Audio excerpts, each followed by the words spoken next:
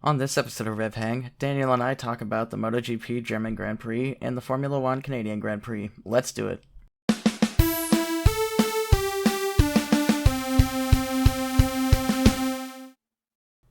Hello everybody, and welcome to RevHang. I'm your host, Nathan Nevue, and alongside me today as my co-host is my good friend and fellow motorsport fan, Daniel Weigel. How's it going, Daniel? I'm doing all right, thank you. How are you? I am good. It's another beautiful day out here on the West Coast, and I'm ready to talk about some racing. Let's do it. Awesome. As a little side note, Ben is out this week, and he is on his way back from his racing event in Michigan.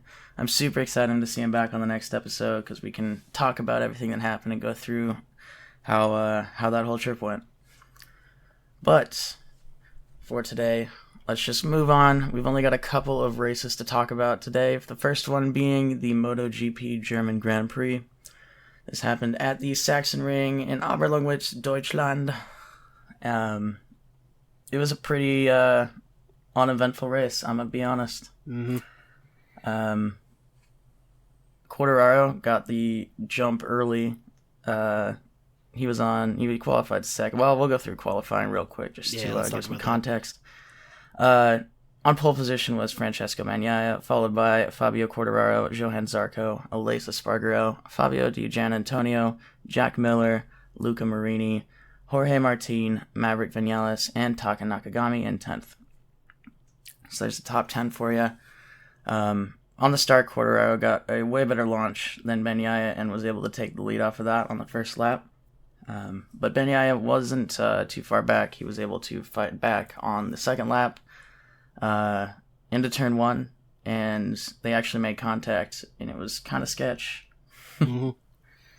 Yeah, Quartararo was on the inside, Bagnaia was on the outside, and they bumped each other. No one went down, but definitely some hard, close racing in MotoGP there. Later on, Johann Zarco made a really, really crazy overtake on Aleix Espargaro in a really high-speed right-hand corner. He dove down the inside. I think they even made contact a little bit. They were so close together, but both drivers made it out of the corner, and on they went. Sure enough. On the third lap, Bagnaia and Mir crashed out. Bagnaia just lost his grip in turn one. And actually, the same thing happened to Joan Mir. Just a few feet earlier in that corner, they both slid out into the gravel, and their races were over. Mm-hmm. In addition to Bagnaia and Mir, Nakagami later on in the race, about halfway through, had a pretty scary crash into the gravel. He tipped his bike over and then absolutely dove into the gravel, and it looked painful. Did he go right over the top? Over the high side? And he high-sided the bike, and it was kind of rough to watch. Mm. But he was okay. He got up, so... Well, that's good. Yep, no injury there. MotoGP armor is actually insane. That's pretty impressive stuff. Yeah. You see drivers or riders taking these massive hits and flying off their bikes, and they get up and walk away like nothing happened. It's pretty crazy. Yeah, it seems like more often than not, they just get up and walk it off, which is pretty impressive. Yeah, for sure. Later on, Maverick Vinales had a suspension failure, and it was pretty odd. His rear suspension just decided to not suspend anymore. Just went on strike. Yeah, so his rear ride height was basically nowhere. It looked like a chopper almost. Nice. The way it was sitting. It was kind of wild. Maybe I wouldn't mind seeing that instead of having like MotoGP just have an American series where they're racing choppers on street circuits. There you go. It's $1 million idea, you know. Could be huge. If you're promoting sporting events, call me. Absolutely. Later, towards the end of the race, Jack Miller passed Aleix Espargaro, taking third place as Espargaro went wide into turn one. After that, not much happened. It was pretty processional for the most part. The race ended with Quartararo, Zarco, and Miller on the podium. and Quartararo won by a hefty margin, a good few seconds, which in MotoGP is quite the gap. Right. So let's just go through the results now. Your top 10 were Fabio Quartararo, Johann Zarco, Jack Miller, Aleix Espargaro, Luca Marini, Jorge Martin, Brad Binder, Fabio Di Giannantonio, Miguel Oliveira, and Enea Bastianini. 11th through 16th were Marco Bezzecchi, Raul Fernandez, Franco Morbidelli, Andrea Dovizioso, Remy Gardner, and Stefan Bradl. And then we had a lot of DNFs this race, starting with Paul Espargaro, Maverick Vinales, Taka Nakagami, Alex Marquez, Darren Binder, Francesco Bagnaia, and Joan Mir. And with that, let's move on to Formula One Canadian Grand Prix here last weekend. Let's go over the qualifying first. On pole, we have Max Verstappen, followed by Alonso, Sainz, Hamilton, Magnussen, Schumacher, Ocon, Russell, Ricciardo. Rounding out the top 10, we have Guan Yu Zhou. So, what do you think about the Canadian Grand Prix? I've always liked this track. It generates pretty good racing, and I think that's even more true now with these new regulations. Yeah. It did help that qualifying was wet. It was very rainy. Right, yep. Not a lot of coming grip. down in buckets. Oh, yeah, it was a torrential downpour. It was almost red flag conditions at the beginning, but they were able to get a couple cars out there to dry the track out. Yep, oh, that's good. A couple of drivers had really good qualifyings in the wet. Fernando Alonso being one of them, Carlos Sainz being another one. They both were really pushing. Verstappen obviously took pole position. I don't think anyone was super surprised by that, but Alonso finished P2, which is insane for that Alpine. So it really shows that they call the rain the great equalizer in the sport, and it's definitely holds credence for sure.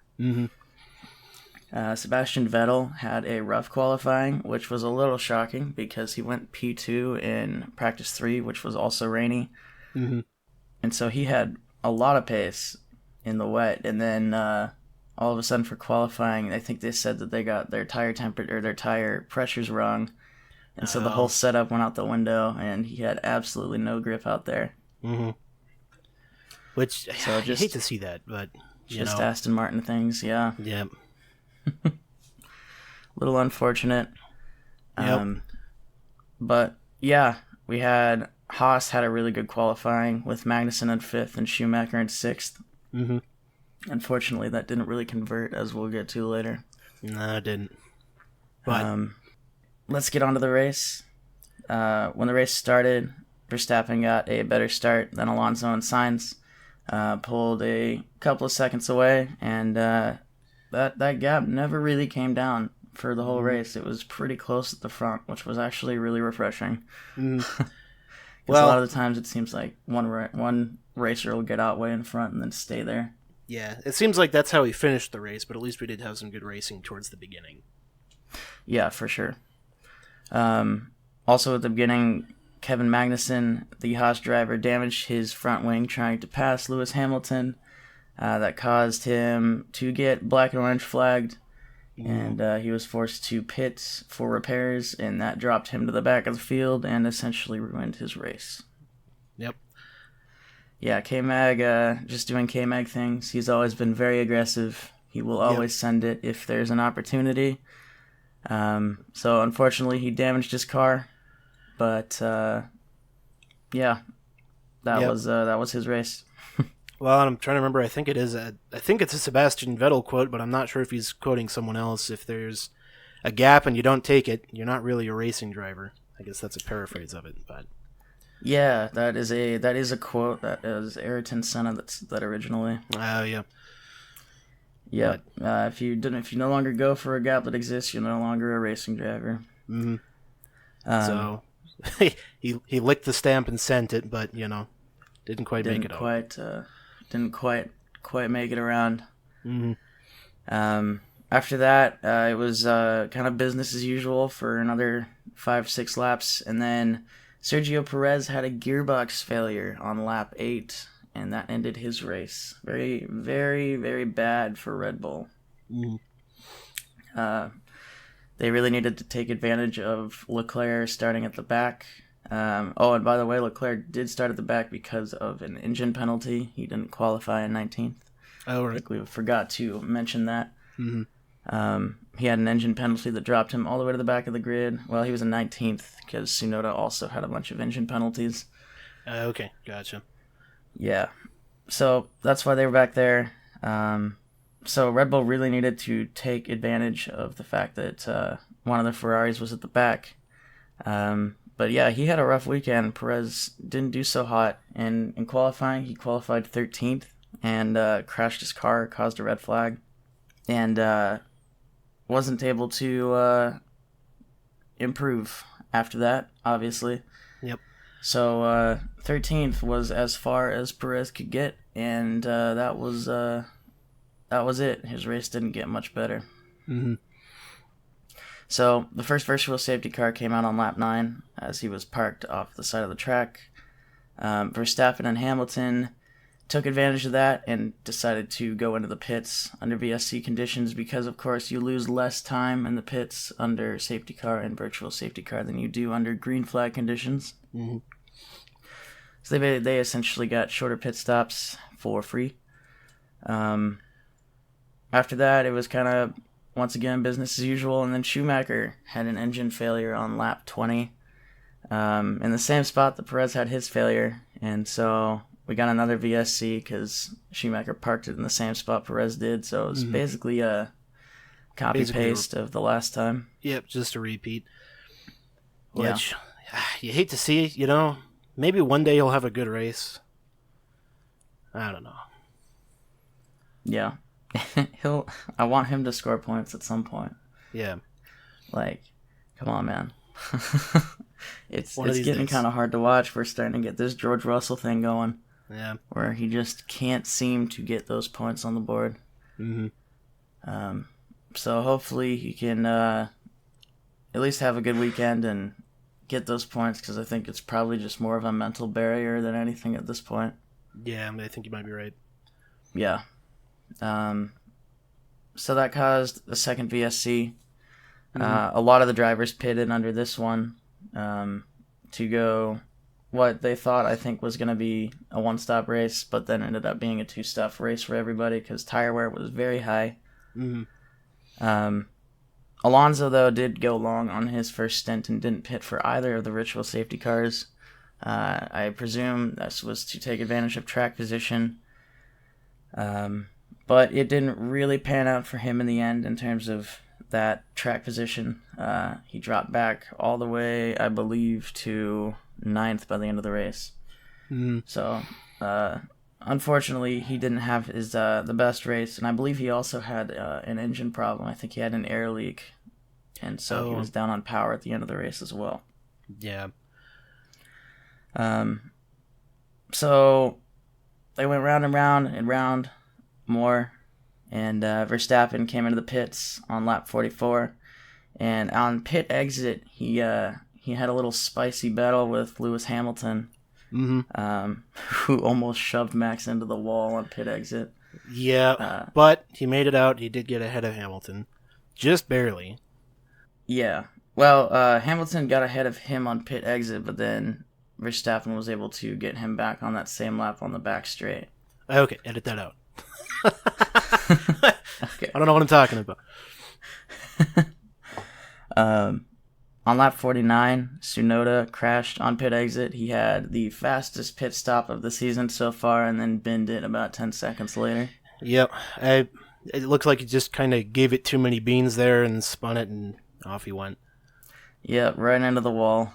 So that caused a safety car, which was kind of a godsend for Carlos Sainz, who was dropping back in second, or he was in first place, but losing time very quickly to Max Verstappen on fresher tires. So Sainz got a pretty free pit stop. He only lost that position to Verstappen and ended up in second place on the safety car restart. So he was on fresh tires, about 5 or 6 laps fresher than Max Verstappen's, which is a not insignificant advantage. So Sainz was chasing Verstappen for the rest of the race, absolutely hounding him for that position, but Verstappen was able to fend him off and just had a little bit too much straight line speed for the Ferrari. And Verstappen was able to finish the race in first, followed by Sainz and Hamilton. And there we have it.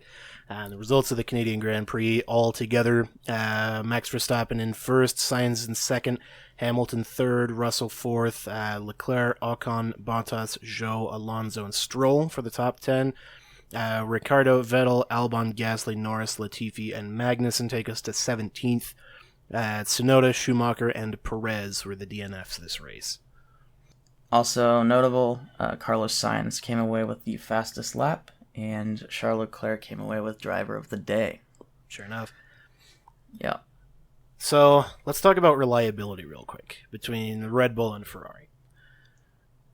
You know, it seems like Ferrari did all right this week, but as far as reliability and strategy, I'm not sure if they're quite out of the woods yet. I have a feeling, just a gut feeling, that they're going to start having reliability or strategy issues. What do you think? I think so too. Ferrari is kind of unraveling, it seems. They had a good weekend this weekend, but I mean, like you said, I think reliability is going to be a big problem in the future because obviously Leclerc is already into engine penalties, and we're not even halfway through the season. So if they can't fix their engine and they keep going through them, it's like, what is he going to have? Is he going to have to start at the back of the grid every 4 races? Like, I mean, you'd really hope not, but, you know, it's just Ferrari things, right? It would just fall in and make sense. I hate it, but I feel like that's going to be the way it might turn out. Yeah. I don't think Red Bull's completely out of the woods yet either. They took a lot of engines at the beginning of the season. They have seemed to level out in terms of their reliability a little bit. Perez did have that DNF due to a reliability problem in this race. However, I would say that judging after looking at it, so it was pretty obviously a gearbox failure just based on the sound of the car when it broke. So in qualifying, he shunted into the wall and dug his nose cone underneath the barrier, which stuck him into the barrier, and he wasn't really able to reverse out.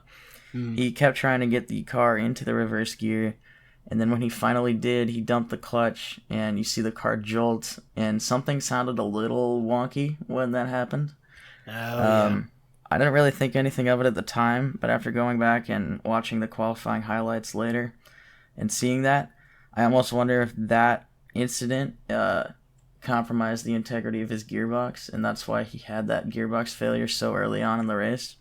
It could be. I can't help but feel as though if something like that happened during qualifying, that the team would be inspecting the gearbox or even changing the gearbox out and just taking that penalty. I counter you with Charles Leclerc in Monaco last year. You know, fair point. Fair enough.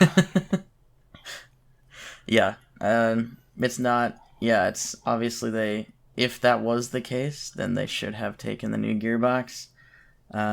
It's just hard to know if that was actually what caused it or if it was just a random reliability problem. I mean, we're just two guys on a podcast, you know, it's not like we're sitting on the pit wall or anything. Exactly. So we just see what we see and call it the way we see it. Yep, exactly.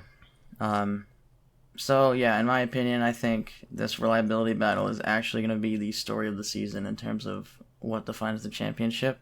Because if you look at the last 3 races, or the last 4 even, Leclerc should have won 3 of them. And then who knows what should have happened in this one because he started at the back. But Leclerc lost on strategy in Monaco, had an engine failure in Azerbaijan, and then he had the engine failure in Spain too. And in Spain he was way out in front. So lots of points that could be on the board for Leclerc but are not. And I think if Ferrari can figure out their problems, I think they can come back into the championship. Because I think Red Bull will have problems too. But that's a big if. This is true. Yeah, I think that's, in terms of reliability, I think both teams are not quite out of the woods yet. On that note as well, I think Alpine has the best engine right now. The Renault engine looks super good. Mm-hmm. They're really fast in a straight line, and they seem to be pretty reliable. Obviously, Alonso had that engine problem this race, but this is the first engine problem we've seen all year from Alpine. Right. And, that being... this being the first problem we've seen with the Renault engine, it's looking good for them in terms of their reliability and speed. Right. I wouldn't be surprised if we got a couple teams switching over in the future. Yeah, I'm interested to see what the rest of their season looks like. Maybe best of the rest, even. Yeah, they're battling McLaren for best of the rest right now. They're really close for fourth place. Mm-hmm. So yeah, that'll be an interesting battle to watch. Where did Carlos Sainz end up finishing? He finished second, so Good result for him. I really wanted him to win. I wanted him to win so bad. But the domination of Max Verstappen continues. He is just on a streak. He is flying, man. He's killing it. Yeah, absolutely. Verstappen is super on form right now. I do think Sainz will get a win this year. I really hope so. I wouldn't be surprised if it came by way of Leclerc and Verstappen crashing into each other.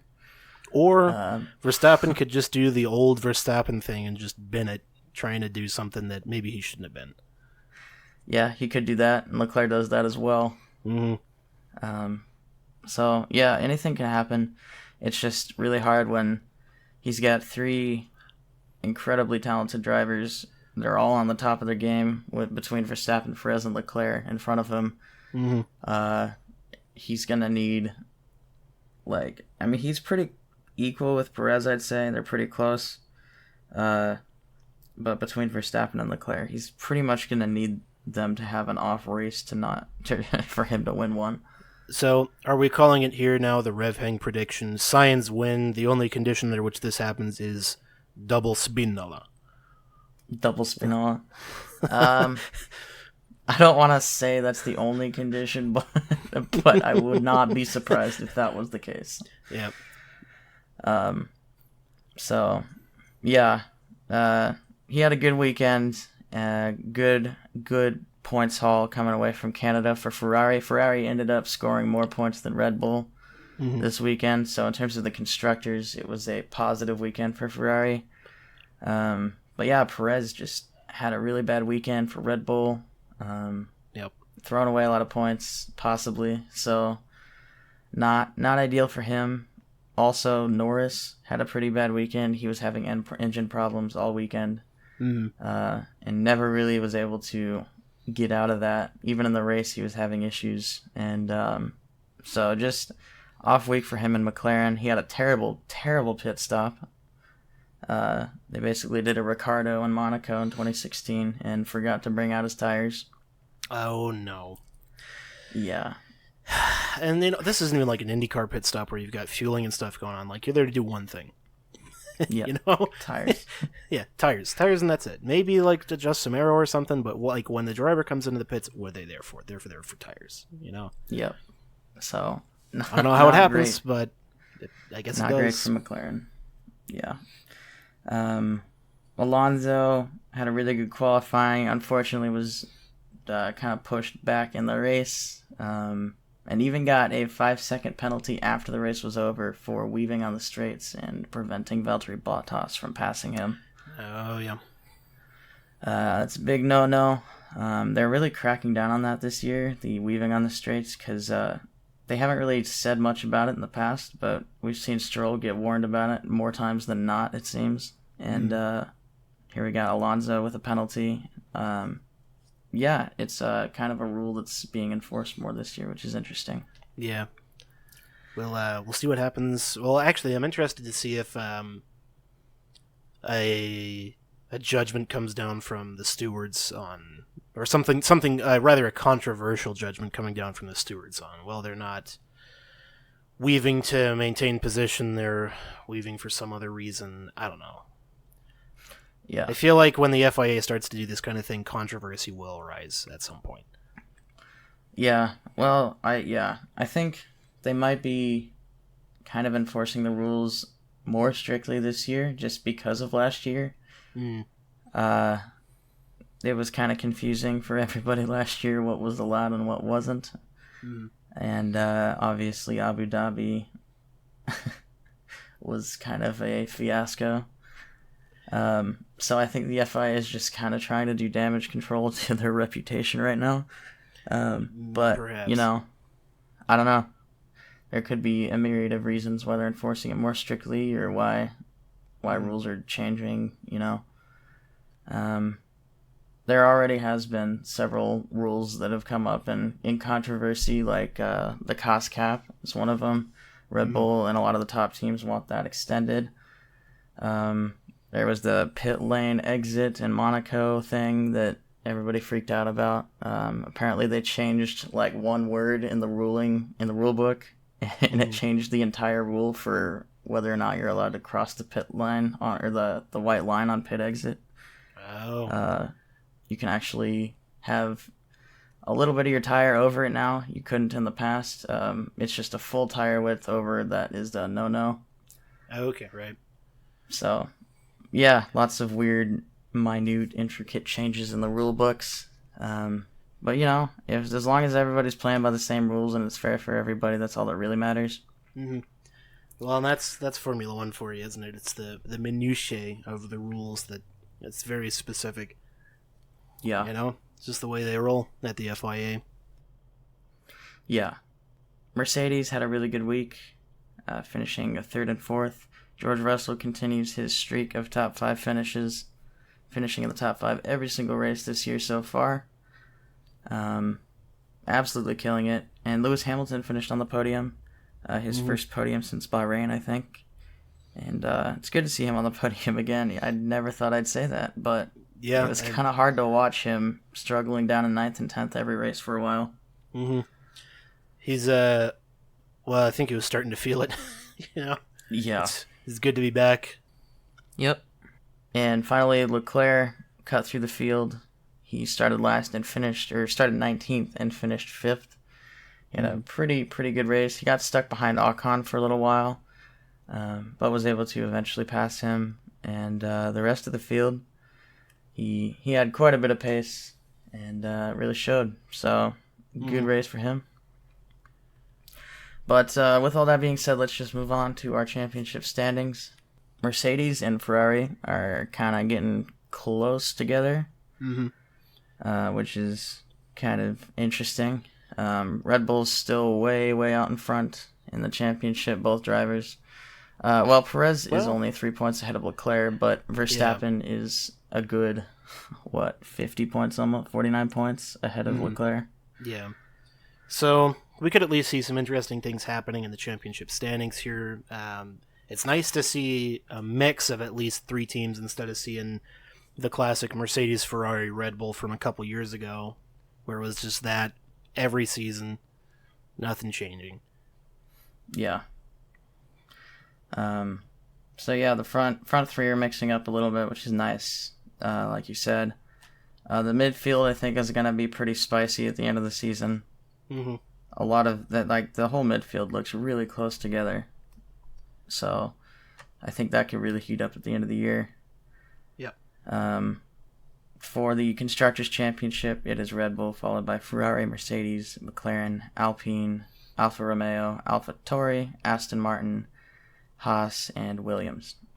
All right, overtake of the week. This one was kind of tough for me. I had to think about it for a long time and pour through a lot of footage. Weren't too many crazy overtakes this week in racing, that I saw at least. But I gave this to Charles Leclerc on Esteban Ocon in Canada. He dove down the inside at the hairpin in Canada. It was a pretty cut and dry overtake. It wasn't anything super spectacular, but he did brake pretty late and kind of cut in from behind Ocon unexpectedly. And so that's what pushed it over the edge for me. Yeah, sounds good. All right, pit stop championship time. In first place this week was Yuki Tsunoda with the time of 23.248. Following Yuki, what's that? Oh, I was going to say, which is great, except for the fact that he binned it immediately afterwards. Yeah. At least he got something this weekend, too. Yeah. He got the 25 points in the pit stop championship. But yeah, like you said, fast pit stop doesn't really help if you crash 10 seconds later. Yep. So after Tsunoda was Vettel, and then Albon, Gasly, Verstappen, Alonso, Hamilton, Ocon, Russell, and Zhou, rounding off the points finishers. All right, and then quickly just going over, skimming through the Drivers' Pit Stop Championship standings. Still very much Red Bull out in front, but Yuki Tsunoda makes a big lunge forward this week with his first place. Sebastian Vettel moves up the field after having 2 good weeks in a row. Past that, nothing too interesting. And then in the pit stop, it's kind of the same story. Red Bull's got over twice as many points as McLaren in second place. So looks like Red Bull is very much the team to beat in pit stops this year. Mm-hmm. Yeah, it looks like they've got their act together quite well. All right, let's go over our predictions for the Canadian GP now. I will let you read yours off first, Daniel. Sure. So, top 5? My top 5 for last week, or not last week, the Canadian Grand Prix, rather, this last Sunday. First place Verstappen, second Leclerc, third Sainz, fourth Perez, fifth Hamilton, and the dark horse as Bottas. Yeah, and then to remind everybody of the top 5 that actually happened was Verstappen, Sainz, Hamilton, Russell, and Leclerc. So at least we got one right. I got one right. You got Verstappen right.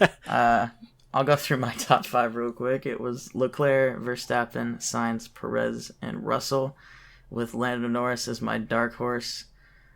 None of that was correct at all. Nope. Off week for me. Fastest lap went to Carlos Sainz this week. I guessed Verstappen. Mm-hmm. What'd you say? Oh, for fastest lap, my guess was Perez, which also didn't work out. Yep. And then driver of the day, I said Esteban Ocon. It was Leclerc. And I was thinking Valtteri Bottas was going to pull through. He's got history of setting records on this track, but again, didn't happen. Yep. Not a great prediction for us this week. Notably, last week we made our predictions for who we thought was going to go into the Wall of Champions. Nobody did over Nobody the whole did. weekend. Yep. And I mean that's probably a good thing overall, but just for the memes, you got to do it. Yeah. All right. British Grand Prix prediction time. Top 5. I think I went first last week, so I'll let you go first this week, Daniel. Okay, so I think Max Verstappen is going to continue his dominance of this sport, so I'm going to put him in first. I'm going to hope for good things for Sainz. We'll put him in second. Third for Perez. Fourth, let's see. Fourth, I reckon it's going to be Hamilton. And fifth, let's say, fifth place, I'm going to say Charles Leclerc. I think he's going to mess something up. Dark horse, let's call it Alonso. Okay. Interesting. Okay. For my top 5, just for the sake of being different, I'm going to say Leclerc wins this one. All right. I think maybe... And yeah, he did really well here last year. Almost beat Lewis, which is no small feat in that car. Right. Last year. So I'll say Leclerc takes this one, followed by Verstappen. And then I'll say Carlos Sainz, and then Perez. And then fifth, I'm going to say George Russell.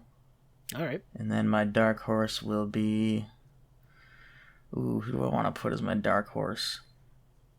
I'll say Esteban Ocon. We'll go with the other Alpine driver. Gotcha. What about for fastest lap? Fastest lap. I'll say I'll give that to Leclerc too. I'm going to say Sainz for fastest lap.